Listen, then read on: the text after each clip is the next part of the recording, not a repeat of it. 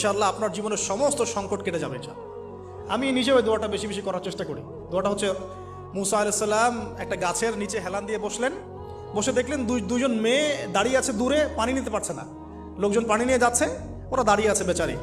মুসা আলাইহিস সালাম গিয়ে বললেন, কি সমস্যা আপনাদের? এটা নিয়ে আপনারা আবার মেয়েদের সাথে কথা বলার চেষ্টা করেন, ঠিক আছে?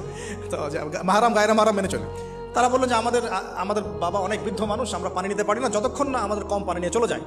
মুসা আলাইহিস সালাম একটু বললাম না, ফিজিক্যালি খুব স্ট্রং ছিলেন, থাকে না বডি বিল্ডার, সামনে গিয়ে কথা বলে সরো পানি দিতে দাও, তখন মানুষ একটু মূল্যায়ন করে না।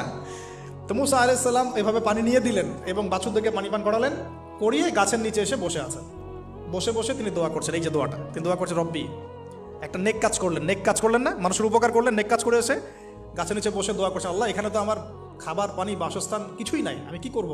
রব্বি ইন্নি লিমা আনজালতা ইলাইয়া মিন খায়রিন ফাকির, রব্বি ইন্নি লিমা আনজালতা ইলাইয়া মিন খায়রিন ফাকির। আবার বলেন, রব্বি ইন্নি লিমা আনজালতা ইলাইয়া মিন খায়রিন ফাকির।